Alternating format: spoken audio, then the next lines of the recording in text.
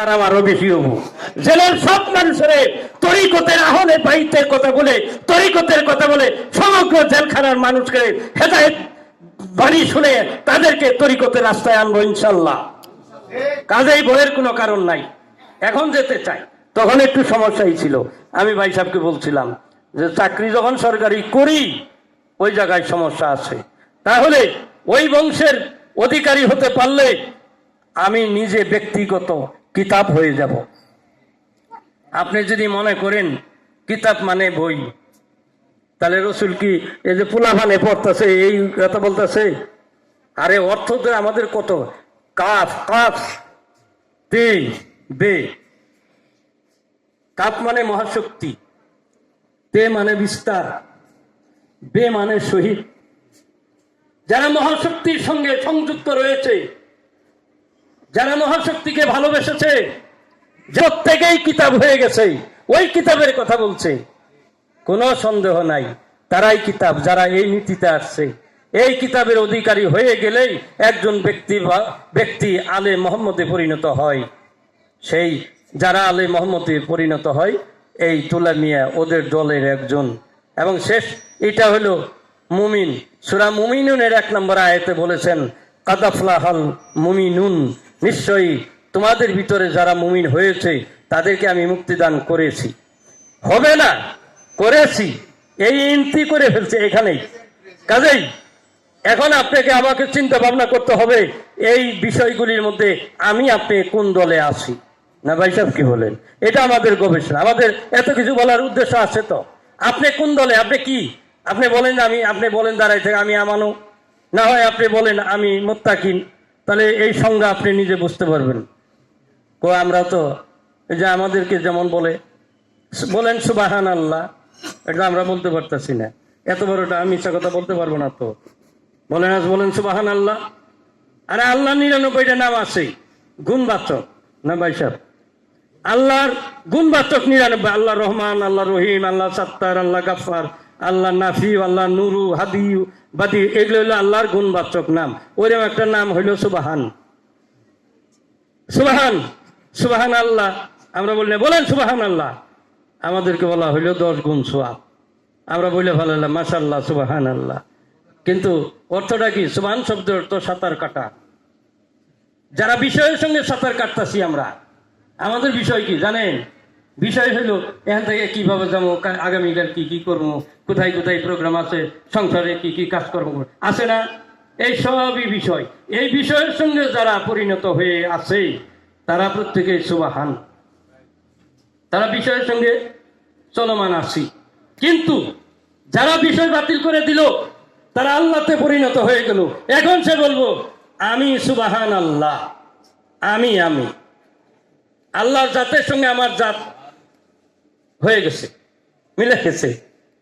আনা সুবহানি ভাই সাহেব বলেছেন, এটা তো আনাল হক এই কথা বললেই তো এই কাজটা করে ফেললো। তারা কি বুঝতে পারছে? কাজেই আমি যখন হব তখন আমি বলবো সুবহান আল্লাহ, আমি বিষয় থেকে শূন্য হয়ে আসছি। কিন্তু আপনি আমার জোর করে বলাইলেন আমি বিষয়ের মধ্যে আছি, অথচ মিথ্যা কথা বলাই দিলেন। কাজেই এই বিষয়গুলি আমাদের যিনি শিক্ষা দিবেন, প্রত্যেক দরবারেই যিনি দরবারওয়ালা হয়েছেন উনি এই শিক্ষায় শিক্ষিত হয়েই দরবারওয়ালা হয়েছে। কাজে ওই দরবারে যদি আমরা বেশি বেশি করে না যাই, তার সান্নিধ্যে যদি না আসি, টাকা পয়সা দিয়ে খুশি করাবার চিন্তা করি, এগুলা কিছুই হবে না। প্রত্যেকেই 1.25 লক্ষ সাহাবাই মওলানা আলী আলাইহিসসালামের নিকটে তারা নতুন করে বায়াত করছে। রসুল বসে আছে, তারা নতুন ভাবে তার কাছে বায়াত করছে। পড়ে নাই? দলিল আছে। আরে এই দলিল যিনি লেখছে তাকে জেল দেওয়া হয়েছিল, বাবা সুফি সদরুদ্দিন আহমদ চিশতিকে জেল দেওয়া হয়েছিল। আবার প্রমাণ দিয়ে হেরে জেল থেকে তাকে মুক্ত করা হয়েছে, তার জেলে যাইতে হয় নাই। তা আমরা এই নেতা আগেই ঘটনা ঘটে গেছে, আমরা বলতে আর অসুবিধা নাই। কাজেই স্থলাভিষিক্ত করা হয়, তার স্থলে কি তার নীতি তার দেহের ভিতরে পরিপূর্ণতা করে দেওয়া হয়েছে। কাজেই তার নীতিকে ব্যক্তি নয়, নীতিকে ভালোবাসতে হবে। ব্যক্তিকে আমি আপনি ভালোবাসবো না, ব্যক্তির বিভিন্ন সাইড থাকতে পারে, কিন্তু নীতির কোনো কমতি থাকলে এটা হবে, নীতিতে পরিপূর্ণতা লাভ। আমার মনে হয় যারা আসলে বলতে চাই, আমরা একটু তাড়াহুড়া করি, অনেকেই যেখানে যে বিশ্রাম করতে চাই এই জন্য এত বললেই বা লাভ কি? আপনি বলেন লাভ কি? তবে আমরা এইটুক চাই আপন মুর্শিদের চরণে নিজেকে থেকে তার নীতি এবং আদর্শ আমি যদি হতে পারি তাহলে আমি তাকে পাব। কিভাবে? শেষ কথাটা সূরা বনী ইসরাঈলের ৭১ নম্বর আয়াতে বলছে। সূরা বনী ইসরাঈলের ৭১ নম্বর আয়াতে বলেছেন, হাসরের ময়দানে, হাসর শব্দের অর্থ একত্রকরণ। আমরা প্রত্যেকেই হাসরে আসছি, এর নিয়ে যদি ব্যাখ্যা করা যায় অসুবিধা। আমরা প্রত্যেকেই হাসরে আসছি। আপনি মনে করেন না এইবারই জন্ম হয়ে গেল। আমরা আয়াতে বলছে, আমি তোমাদেরকে তোমাদের ইমাম সহ উত্তোলন করব, তোমাদের ইমাম সহ ডাকবো। এটাই ফজরের ইমামের কথা বলে নাই, জোহরেরও না, মাগরিবেরও না, আসরেরও না, এশারও না। আপনার ইমাম কি? আপনি যাকে ইমাম মেরেছেন উনি আপনার বিশ্বাস স্থাপনকারী, আপনি ওই ইমামের বিশ্বাস করছেন, ওই আপনার বিশ্বাস, ওই জন্য আপনি এই করছেন। উনি ইমাম, ওই ইমামকে যারা বিশ্বাস করছেন এই জন্য আপনি ইমানদার না? কি করুন? ওই ইমাম আপনাকে যদি বলে হ্যাঁ হ্যাঁ উনি আমার নীতিতে পরিপূর্ণতা লাভ করেছে, আপনার আমার কৈফিয়ত নাই। আর আপনাকে আমাকে এটা বলা হয় তিনটা কথা বলে, মানে হাজার রসুল, মান দিন হুকুম, মান রাব্ব হুকুম।